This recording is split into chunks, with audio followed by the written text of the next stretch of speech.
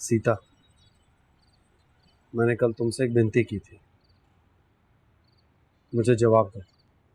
बापू सो रहे हैं। अगर उठ के तुम्हें और मुझे बात करते हुए देख लिया तो बहुत बुरा मानेंगे। तुम मेरे जान के दुश्मन क्यों बने हुए हो? प्लीज कोई अच्छा सा घर ढूंढो और शिफ्ट हो जाओ वहां।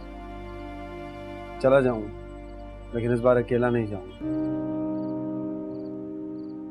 तुम्हें डोली में साथ बिठा कर ले जाऊंगा।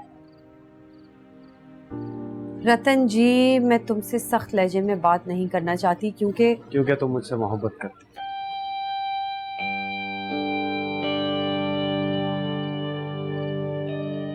तुम कुछ भी कहो, मेरे साथ जैसा भी सलूक करो, मैं आज भी तुम्हारे दिल में धड़कता हूँ। तुम्हारी बेचैन सांसें मुझे पुकारती हैं। वहम है तुम्हारा। अगर मैं तुमसे मोहब्बत करती तो जब नंदिनी तुम्हारी जिंदगी में आई थी उसी वक्त तुम्हें बता देती। न जाने लोग थोड़ी सी पसंदीदगी और वाजबी सी शनासाई को मोहब्बत का नाम क्यों दे देते। क्या वो अपना हाथ मेरे हाथों में देना, रात को खिड़की में बैठकर मेरा इंतजार करना, वो वाजबी सी शनासाई थी? हाँ, मैंने सोचा जरूर था, पर तुम्हारा और मेरा ब्याह नहीं हो सकता। हम दो बहुत ही अलग लोग हैं और इस वक्त जो हालात चल रहे हैं इनमें तो सोचना भी पाप। हैरत है वैसे तुम्हारी समझ पर। कभी सोचकर भी बोला करो। देखो काका, आज भी तुम्हारी शादी को लेकर परेशान है और नंदिनी के जाने के बाद मैं भी अकेला महसूस करता हूँ। सीता, अगर इस बार तुमने मुझे स्वीकार नहीं किया तो मैं हमेशा के लिए तुमसे बहुत दूर चला जाऊंगा।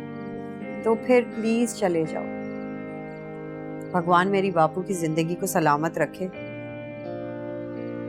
पर मेरे जीवन में अब तालीम और स्कूल के अलावा और कोई मकसद नहीं। शादी का तो सवाल ही पैदा नहीं है। ऐसे कब तक अकेले रहोगे? तुम इस वक्त जज्बात की रोह में बहकर कह रही हो, लेकिन मैं जानता हूँ तुम अकेले जिंदगी नहीं गुजार सकती। रतन जी, कभी हिस्ट्री और हालात हाजरा पे भी नजर डाल लिया करो। पता चल जाएगा दुनिया में क्या हो रहा है और कितने ऐसे अजीम लोग हैं जो तन्हा ही बड़े काम कर गए, जो हजारों मिलके ना कर सके। इसलिए मेरी फिक्र छोड़ के अपने लिए कोई घर गृहस्थी वाली लड़की देखो, ताकि तुम्हें अकेलापन महसूस ना हो।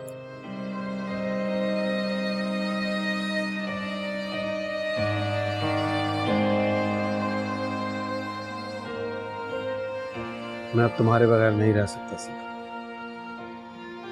अब हमारे मिलन का वक्त है, जिसे मैं खुली आंखों से देखा।